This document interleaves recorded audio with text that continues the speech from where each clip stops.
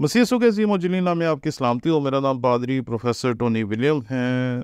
پس انہوں نے اسے مارنے کو پتھر اٹھائے، مگر یسوع چھپ کر ہیکل سے نکل گیا۔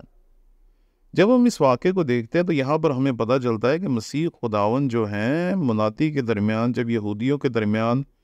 پھنس جاتے ہیں اور وہ انہیں مارنے کے لیے پتھر اٹھا لیتے ہیں، تو مسیح خداوند ان کے درمیان میں سے نکل جاتے ہیں۔ اور یہ واقعہ ہیکل کا ہے، اور یہ جو حوالہ ہے یہ یوحنا کی انجیل اس کا 8واں باب اور اس کی 59ویں آیت ہے۔ جب ہم خداوند کے کلام میں آگے دیکھتے ہیں تو ہمیں یوحنا کی انجیل اس کے 10ویں باب میں ایک اور واقعہ ملتا ہے جو اسی قسم کا ہے، اور اس واقعے میں بھی ہم دیکھتے ہیں کہ مسیح خداوند جب منادی کا کام کر رہے ہوتے ہیں، منادی کی خدمت سر انجام دے رہے ہوتے ہیں، تو اس دوران مسیح خداوند جب ایک جملہ اپنی زبان مبارک سے نکالتے ہیں تو کئی مرتبہ ناقدین کہتے ہیں کہ مسیح یسوع کا جملہ تو عام سی بات ہے، اور یہ عام سی بات ہم اکثر ایک دوسرے سے کہہ دیتے ہیں۔ اور جب ہم اس جملے کو دیکھتے ہیں تو مسیح خداوند نے یوحنا کی انجیل اس کے 10ویں باب کی 30ویں آیت میں کہا، میں اور باپ ایک ہیں۔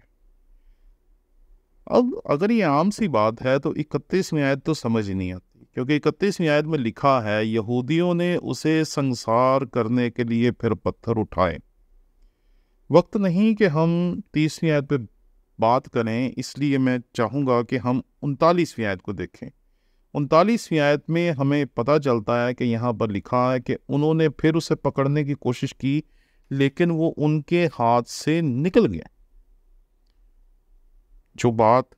ہم نے یوحنا کی انجیل اس کے 8ویں باب کی 59ویں آیت میں پڑھی، اور جو یوحنا کی انجیل اس کے 10ویں باب کی 39ویں آیت میں پڑھی، ان دونوں میں ایک ہی بات مشترک ہے کہ دونوں جگہوں پر مسیح خداوند کو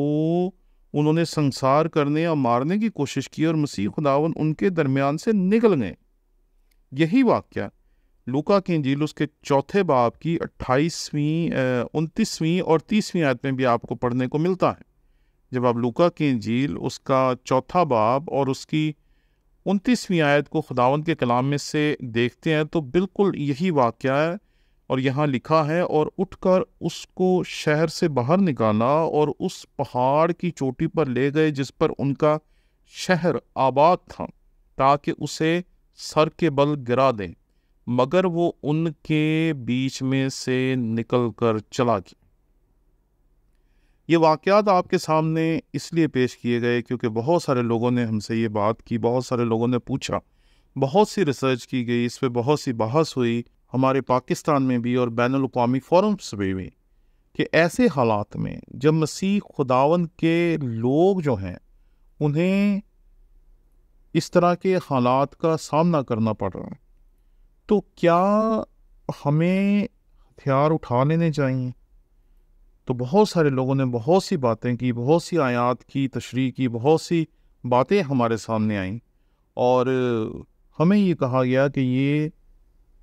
شاید درست ہے کہ ہمیں تلوار اٹھا لینی چاہیے۔ لیکن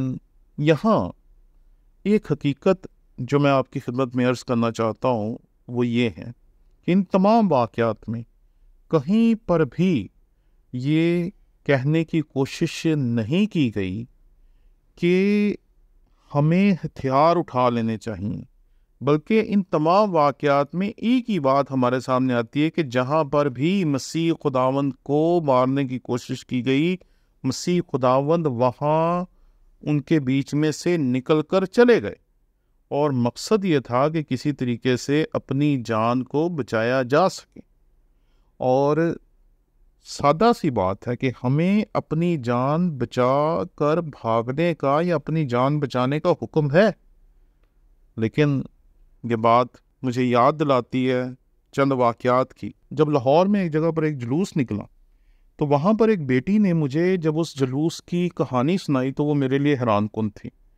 اس نے مجھے بتایا کہ ہم 5-6 بہنیں تھیں، اور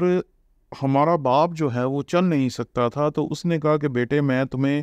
لے کر نہیں جا سکتا، تو پھر میں کیا کروں تمہارے ساتھ؟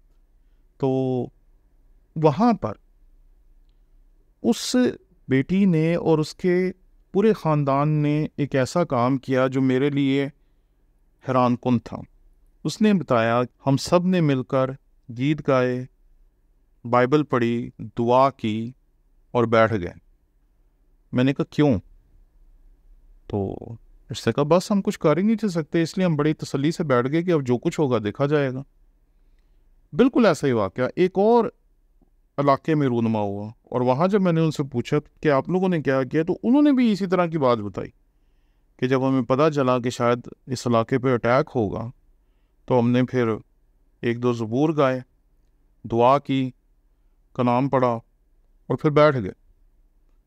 میں حیران تھا کہ وہ بھی بیٹھ گئے۔ پھر کراچی میں ایک بندے سے بات ہوئی، اس نے بھی اسی طرح کا واقعہ بتایا، اور شہروں میں بات ہوئی، اس نے بھی ایسا ہی واقعہ بتایا۔ تو میں یہاں پر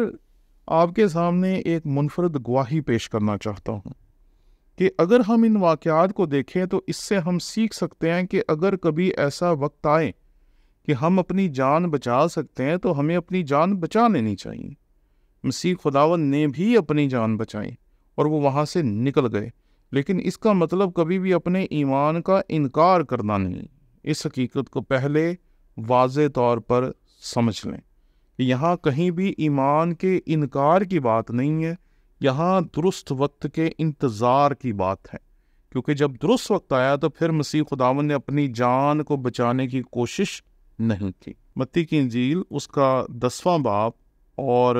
اس کی 23ویں آیت، خداوند کے کلام میں سے جب ہم دیکھتے ہیں تو یہاں پر لکھا ہے، لیکن جب تم کو ایک شہر میں ستائیں تو دوسرے کو بھاگ جاؤ، کیونکہ میں تم سے سچ کہتا ہوں کہ تم اسرائیل کے سب شہروں میں نہ پھر چکو گے کہ ابن آدم آ جائے گا۔ اس آیت کو لے کر کئی مرتبہ لوگ کہتے ہیں جی اب یہاں تو لکھا ہے کہ اگر ایک شہر میں ستائے تو دوسرے شہر میں چلے جاؤ۔ تو یہاں بات تربیت کی ہے۔ مسیح خداوند نے اپنے شاگردوں کو خدمت کے کام کے لیے بھیجا ہے کہ جب تم ایک علاقے میں منادی کرتے ہو، وہاں کے لوگ تمہارے کلام کو قبول نہیں کرتے، تو تم اس علاقے کو چھوڑ کر کسی اور علاقے میں چلے جاؤ اور وہاں پر جا کر خدمت کا کام کرو۔ یہاں پر ہجرت کا کوئی تصور نہیں ہے۔ بہت سارے تصورات ہمارے سامنے آئے کہ شاید ہمیں ہجرت کے بارے میں کہہ دینا چاہیے کہ ہم ہجرت کر سکتے ہیں، لیکن کلام مقدس میں ایسا کوئی واضح حوالہ ہمارے سامنے نہیں ہے، کوئی ایسا واقعہ بھی ہمارے سامنے نہیں ہے کہ جہاں پر ہجرت کر کے وہ کہیں چلے گئے ہوں۔ اور یہ جو آخری حوالہ ہے جس کو لوگ بہت زیادہ ہجرت کے ساتھ ملانے کی کوشش کر رہے ہیں، لیکن جب تم کو ایک شہر میں ستائے تو دوسرے شہر کو بھاگ جاؤ، کیونکہ میں تم سے سچ کہتا ہوں کہ تم اسرائیل کے سب شہروں میں نہ پھر چکو گے کہ ابن آدم آ جائے گا۔ یہاں اشارہ ہے خدمت کے حوالے سے۔ جب ایک جگہ تمہاری خدمت کو لوگ قبول نہیں کرتے تو تم اس جگہ کو چھوڑ کر دوسری جگہ چلے جاؤ۔ اور آپ مسیح کی خدمت میں بھی دیکھتے ہیں کہ کئی جگہوں پر جب لوگوں نے مسیح خداوند کی مخالفت کی، مسیح خداوند کے پیغام کو